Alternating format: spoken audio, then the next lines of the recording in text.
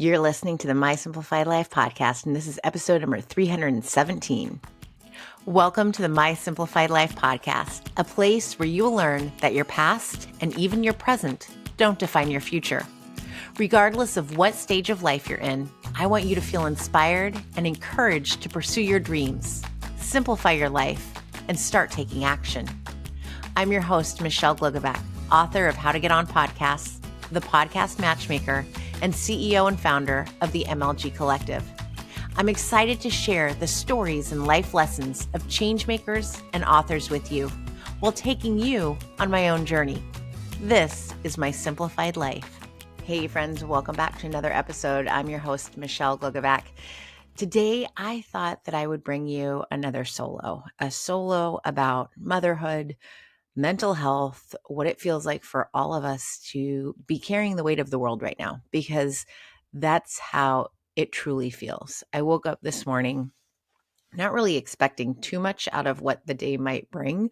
I had my calendar filled, but then there were emails, there were things on social media, there were things like finding out that a senator voted in favor of Trump's newest ambassador pick, Kushner, which really riled me up. There's stuff going on at school, and I felt the need to back up a teacher because they deserve our appreciation and respect to the utmost.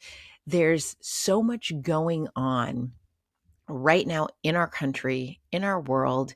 And then when you throw on top of that, being a parent, a mother, I know that they call this Maycember because it feels like everything's coming at us. We have school concerts for both kids, different days, end of the season soccer parties on different days. We have scout nights. We have literally something going on every day, every night. And then school gets out half day by the time this airs this week. The kids will be out on Friday. And then summer starts. And now we get to not only, I don't want to say deal with, but have the kids at home for 2 months and a week, because that's all it is, but then also continue dealing with what's going on in the world and how are we doing all of that and the mental load that it takes upon us. Because right now, I don't know if I should be angry or if I should cry or if I should truly just laugh at what a clusterfuck this all is right now. That I'm dealing with so much mentally that, it takes a toll. And where is it that we ensure that that toll is not too much? How do we look at self-care? My versions of self-care oftentimes are to be reading books. And it's funny because, funny, not funny, I feel like this month I haven't read many books. I'm on, I think, book 3. There'll be some extra books because I have my meditations with Jimmy Carter in the morning that wraps up. But I didn't consider that something because you can't interview Jimmy Carter, unfortunately. But I love to read books so that I can interview the authors. And I feel like I'm behind right now. And I don't know what summer is going to look like. Will my reading be consistent or will it go behind? And so, of course, that's a concern, keeping up with the show and 3 episodes a week and making sure that it's reaching people and that it's being shared and that I'm marketing it correctly and that I'm creating content for all of you on top of my business and making sure that clients are happy and that we're landing interviews for them. And then I'm also bringing in more business. It's just a lot. And so I want you to know I see you. I see how much each and every one of us are dealing with because I am in the thick of it too. So what do? We need to rely on each other. We need to have these conversations. Pick up your phone and text your friend. Let her know, oh my goodness, this is what I'm dealing with. How's your day? And be vocal. When it comes to the government, it's a shit show. We all know this. It is completely upside down right now, no matter which way you look at it. Use your voice. I find that letting my frustrations be known in a kind way and a respectful way makes me feel like at least I've used my voice to let our elected officials know that I'm not pleased. I also let them know when I am pleased.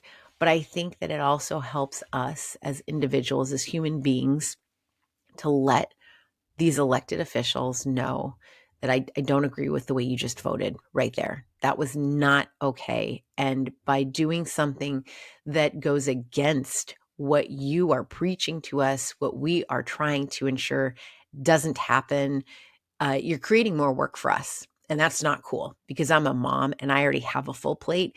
I don't need to help you do your job. And apparently, it's obvious that I do need to help you do your job because you're not doing a great job at it.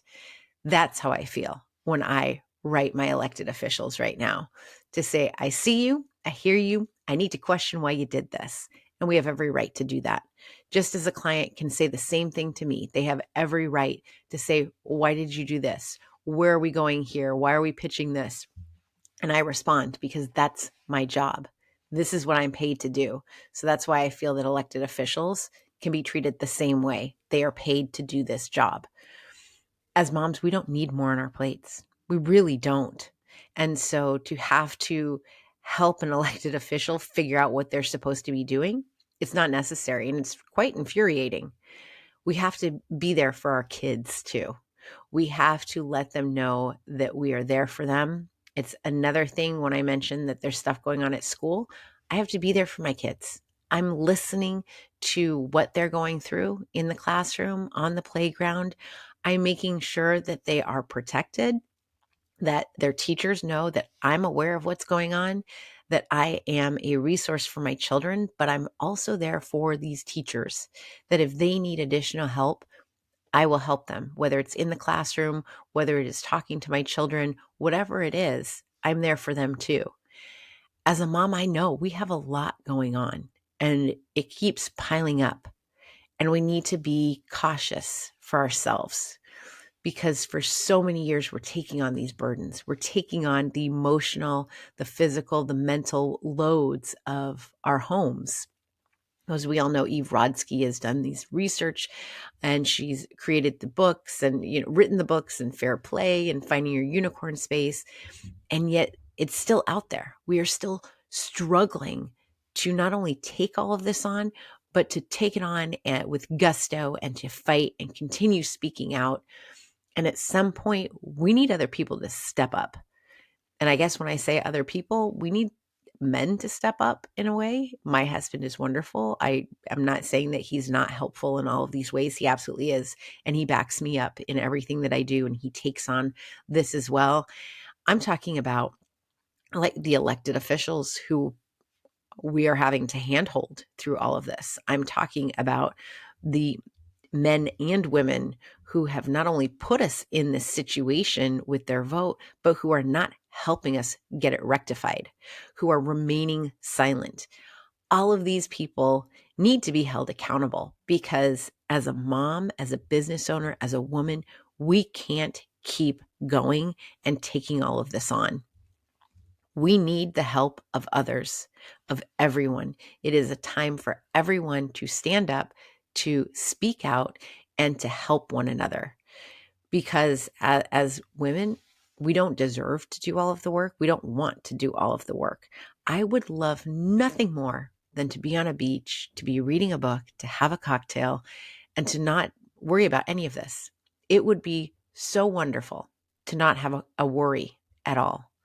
I often think about how nice it must be for those who do bury their heads in the sand and ignore everything that's going on around them. How nice would it be to not get riled up in the morning when you see that a senator has voted a certain way? Wouldn't that be blissful? I truly think that that would be amazing, but that's not who I am. That's not where my morals or my values come into play. It's not the integrity that I have and that I expect from other people. And so I do get riled up, and there will be a time and a place for me to sit on a beach and to relax and enjoy and to disconnect. And I do think that we should disconnect from time to time. I went a full 24 hours without posting a new Instagram story. Oh my, I didn't feel the pressure or the need to. And so we need to allow ourselves that disconnect, I believe, as well. We don't have to always be on because we are on all the time. So I don't have the answers for how we deal with this mental load, but I want you to know that I get it. I am living it with you. I am here for you. And I encourage you to do as much as you can, but to also look out for yourself. Take that breath, take that disconnect, allow yourself to breathe. I found myself the other day that I stopped taking deep breaths, that calming, take a few seconds of really breathing in and breathing out. And I only do it once my head hits the pillow. And so I'm going to make a more cognizant effort of breathing more deeply, of ensuring that I'm doing things that benefit me, of relaxing, of really part of it is also noticing the actions of other people and acknowledging it and allowing them to be who they are, to show me who they are, and then for me to make whatever decisions I need to make about a relationship with them. I've found lately that the feeling of grace that I've often talked about, of feeling calm, has really settled in, and it's wonderful.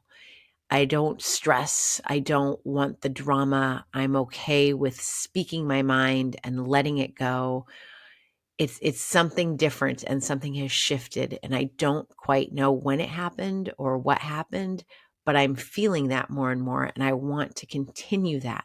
I want to allow myself to take on whatever it is that I want to take on, when it's in regards to volunteering for things, taking on more responsibility, saying yes, but to ensure that I'm listening very closely to my body when it says that's enough, or disconnect, or stay away from this individual, whatever it is, I'm listening.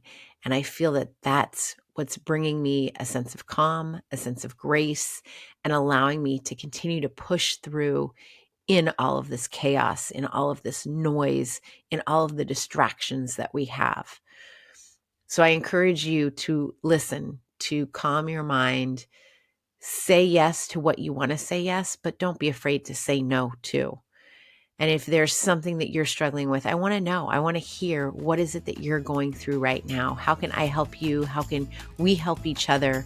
What does that look like? And let's create this community that works together. We can use our voices together. We can rely on one another to be there, to listen, to say, I see you, you are not alone, and we're going to kick some ass together, because we will. We are moms, we are women, and we are traveling through this world, through this one lifetime that we're given, in the best way that we know how. So keep going, keep using your voice, speak up, show up, but remember to rest.